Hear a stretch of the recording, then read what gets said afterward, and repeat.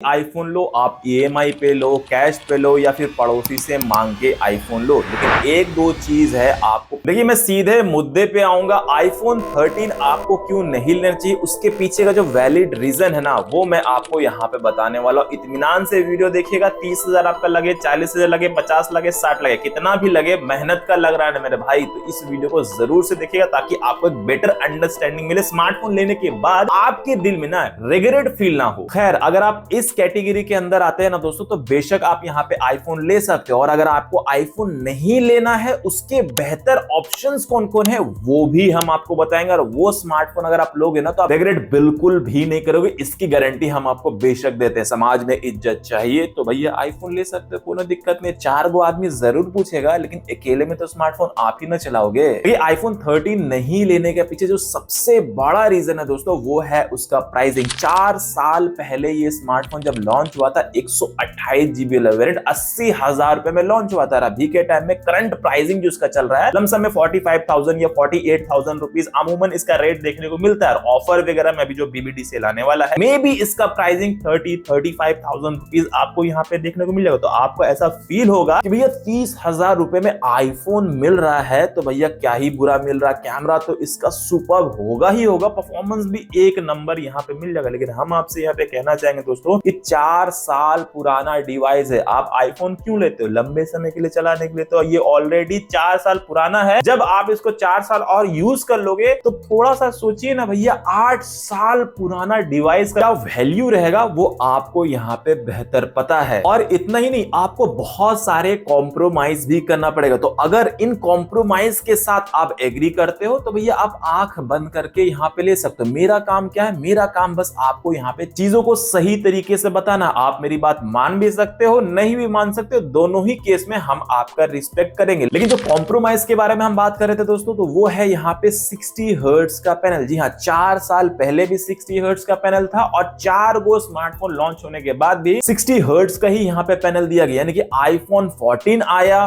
15 आया, 16 आया, अब यहाँ पे 17 आने वाला है। इसमें तो शर्म के मारे यहाँ पे 120 हर्ट्ज का रिफ्रेश रेट इन लोग देंगे ही देंगे। लेकिन यहाँ पे 4 साल लग गया इन लोगों को 120 हर्ट्ज का रिफ्रेश रेट देने में। सोचिए, इतना बड़ा टेक्नोलॉजी है कि 4 साल लग गया बेस वेरिएंट देने में। अब हम मान सकते हैं कि हाँ भैया, कम दाम वाला स्मार्टफोन हो तो उसमें लोग रिफ्रेश रेट नहीं दे रहे, लेकिन यहाँ पे देखिए ना, कोई भी बेस वेरिएंट जब लॉन्च होता है वो 80,000 रुपए में ही लॉन्च होता है। तो आप ही सोचिए, 80,000 रुपए में आपको 60 हर्ट्ज का ही पैनल दे रहा है। और अभी के टाइम में जब आप ये स्मार्टफोन ले लोगे, तो आप 4 साल तक तो चलाओगे ना मेरे भाई, या फिर 3 साल तक चलाओगे ना मेरे भाई। तो 4 साल के बाद भी आप 60 हर्ट्ज का पैनल को जब इस्तेमाल करोगे ना, तो मजा नहीं गा। अब जिन लोगों के दिमाग में ये फतूरी चल रहा है, और ऐसा ये लोग मिसअंडरस्टैंडिंग हमेशा से बनाए हुए हैं कि भैया एंड्रॉइड का जो 120 हर्ट्ज का जो रिफ्रेश रेट है, वो 60 हर्ट्ज को बहुत ही इजीली जो है यहाँ पे बीट नहीं कर पाता है। हम आपको सिंपल स्वीट में एक ही चीज कहना चाहेंगे, जाइए मार्केट, जाइए कोई मॉल वगैरह होगा या कोई दोस्त वगैरह होगा, आप खुद से यहाँ पे इस्तेमाल कीजिए दोनों डिस्प्ले को, तब आपको यहाँ पे आइडिया लग जाएगा भैया जमीन आसमान का अंतर है। अब और इतना ही नहीं दोस्तों, 60 हर्ट्ज का तो आपको पैनल मिल ही जाता है, जिसको आपको 4 साल तक झेलना है, ठीक है। उसके बाद आपको एक बड़ा वाला नॉच भी मिल जाता है, जिससे मल्टीमीडिया जो एक्सपीरियंस होता है ना, जब भी आप वीडियोस वगैरह देखोगे ना, तो बहुत ही ज्यादा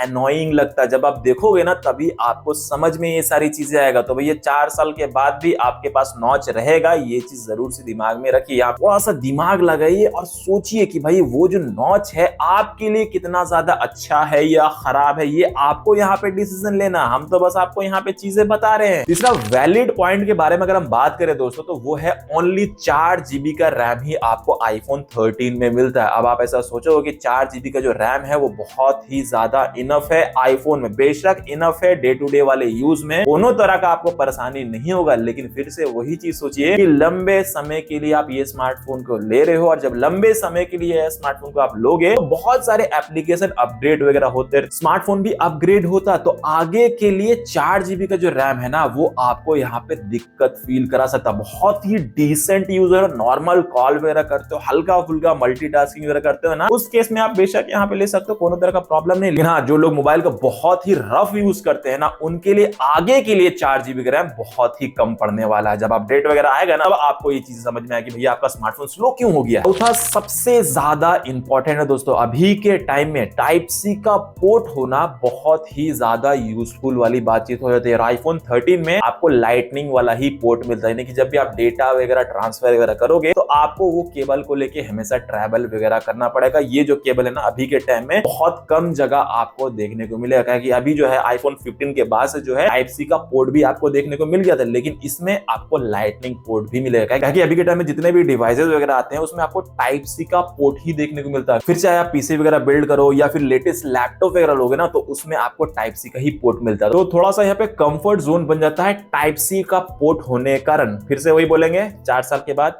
क्या रहेगा, लाइटनिंग वाला पोर्ट। तो समझिए और अपने यूज के अकॉर्डिंग ही कोई सा भी स्मार्टफोन लीजिए, आईफोन लीजिए, एंड्रॉइड लीजिए, आईफोन 15 लीजिए, 16 लीजिए, 17 लीजिए, फलना लीजिए, ढिमका लीजिए, कुछ लीजिए, अपने यूज के अकॉर्डिंग लीजिए। ये चीज समझाना चाह रहे हैं। और जो लोग लंबे सॉफ्टवेयर अपडेट का उम्मीद लेके आईफोन 13 को ले रहे हैं, तो मैं आपको जानकारी के लिए बता दूं कि इसमें आपको एक ही और मेजर अपडेट मिलेगा, यानी कि 2026 तक मिल सकता है iOS का अपडेट। उसके बाद नहीं मिलेगा, क्योंकि ऑलरेडी 3-4 साल से इसको मिल ही रहा है। और जैसा कि आप लोगों को पता है दोस्तों कि भैया एआई का जमाना चल रहा है, बहुत सारे एआई फीचर्स का हम लोग यहाँ पे आदी भी हो गए हैं, बहुत सारे एआई फीचर्स को हम लोग डे टू डे वाले अपने लाइफ में यूज भी करना स्टार्ट करते हैं। लेकिन इसमें आईफोन 13 में कोई भी तरह का एप्पल इंटेलिजेंस वाला जो एआई है ना वो आपको अपडेट नहीं देखने को मिलेगा। तो एआई फीचर्स का इस्तेमाल करते हो तो भैया भूल जाइए। अब सबसे इंपॉर्टेंट वाला मुद्दा कि ये कारण से नहीं ले सकते, वो कारण से नहीं ले सकते, लेकिन जो कैमरा है उस कारण से तो यहाँ पे ले ही सकते। लेकिन हम आपको कहना चाहेंगे दोस्तों कि 30-35 हजार रुपए में अभी के टाइम में बहुत सारे ऐसे एंड्रॉइड स्मार्टफोन है जिसमें आपको बहुत ही बेहतरीन कैमरा मिल सकता है। साइड बाय साइड जब आप कंपैरिजन खुद से करके देखोगे ना तो आपको जमीन और आसमान का यहाँ पे अंतर देखने को मिलेगा। अब ये सोच के आप बिल्कुल ही मत लीजिए कि भैया उसमें जो है कैमरा आपको बहुत ही बेहतरीन मिल जाएगा, ताकि अब ना कंपटीशन बहुत ही ज्यादा बढ़ गया। जितना पैसा आप लगा रहे हो ना उतने पैसे में बहुत ही अच्छे कैमरे वाले स्मार्टफोन भी मिल जाएंगे। कौन कौन से मिलेंगे बताएंगे, थोड़ा सा वेट कीजिए। और अभी के टाइम में हमको ऐसा फील होता है दोस्तों जो टेलीफोटो वाला सेंसर है ना वो बहुत ही ज्यादा यूजफुल वाला सेंसर है, जो कि आपको आईफोन 13 में नहीं मिलेगा, 14 में नहीं मिलेगा, 15 में नहीं मिलेगा, 16 में भी नहीं मिलेगा। जो प्रो वेरिएंट है बस आपको उसमें ही मिलेगा। लेकिन अगर आप एंड्रॉइड में स्विच करोगे तो एक अच्छी ब्रांड में आपको एक अच्छा टेलीफोटो वाला सेंसर मिल जाता है, जिससे बहुत ही अच्छा पोर्ट्रेट तो आप निकाल ही सकते हो, साथ ही साथ ऑप्टिकल जूम करके अच्छा खासा बिना डिटेल हुए वीडियो वगैरह भी बना सकते हो। तो जितना पैसा आप इधर लगाओगे ना उतना पैसा में आपको बहुत सारी चीजें मिल जाएंगी। तो थोड़ा सा स्मार्टली डिसीजन लीजिए, यही चीज हम आपको फील कराना चाह रहे हैं।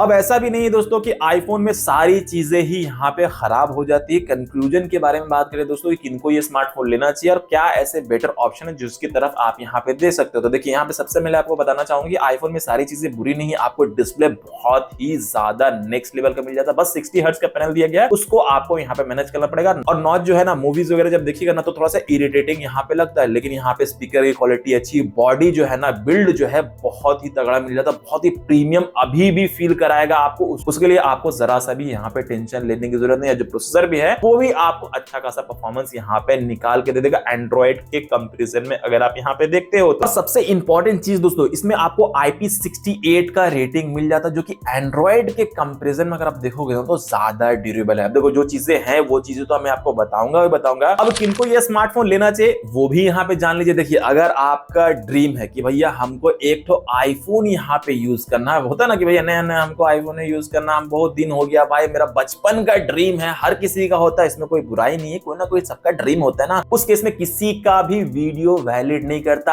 आप आंख बंद करके 30 में लीजिए, 40 में लीजिए, 50 में लीजिए, अपना ड्रीम यहाँ पे फुलफिल कीजिए, क्योंकि सेल्फ सेटिस्फेक्शन सबसे ज्यादा यहाँ पे मैटर करता है। ये वीडियो फिर हम क्यों बना रहे हैं, ये वीडियो इसलिए बना रहे हैं मेरे भाई क्योंकि हम रिव्यूअर हैं। अभी के टाइम में क्या चीजें अच्छी चल रही है, क्या चीजें कमी है, ये है वो है फलना है ढिमका, वो सारी चीजें मेरा बताना काम है। तो आईफोन यूजर बिल्कुल यहाँ पे ऑफेंड मत होइए। हम आईफोन 15 खुद ही यहाँ पे यूज करते हैं, लेकिन मेरा जो प्राइमरी डिवाइस है ना दोस्तों वो है सैमसंग गैलेक्सी S23 का है कि ये बजट के हिसाब से हमको ऐसा फील होता है कि भैया बहुत सारी चीजें यहाँ पे दे देता है। 120 हर्ट्ज का रिफ्रेश रेट दिया गया, बढ़िया वाला भाई वाला प्रोसेसर दिया गया, टेलीफोटो वाला सेंसर भी दिया गया, और भी बहुत सारी चीजें आपको इसमें मिल जाती है। तो पैसे के हिसाब से हमको ये वाला स्मार्टफोन अच्छा लगता है, इसलिए हम इसको इस्तेमाल करते हैं। सेकेंडरी आईफोन भी है। अब अगर आप आईफोन 13 नहीं लेना चाहते तो इसके अलावा कौन से बेटर ऑप्शन है वो यहाँ पे जान लीजिए। यहाँ पे आप Vivo का X200 FE ले सकते हो, या फिर रिसेंटली Vivo का V60 लॉन्च हुआ वो ले सकते हो। ये भी नहीं लेना तो OnePlus का 13R भी यहाँ पे देख सकते हो, या फिर Samsung का S23 या फिर S24 भी देख सकते हो। अपने यूज के हिसाब से कोई सा भी ये स्मार्टफोन अगर आप चुन लोगे ना तो इसमें आपको बेटर परफॉर्मेंस भी मिल जाएगा, अच्छा कैमरा मिल जाएगा, डिस्प्ले भी बेहतरीन मिल जाएगा और बैटरी भी आपको नेक्स्ट लेवल का यहाँ पे मिल जाएगा। तो हमेशा ये देखिए दोस्तों कि आपके यूज के हिसाब से आपको क्या लेना, ये मत देखिए कि जमाना क्या ले रहा है। इस वीडियो से थोड़ा सा भी अगर आपका हेल्प हुआ है ना तो बटन को टीप दीजिए। ऐसा वीडियो हम आप लोग के लिए बनाते रहते हैं। मिलते हैं नेक्स्ट वीडियो में, ख्याल रखिए।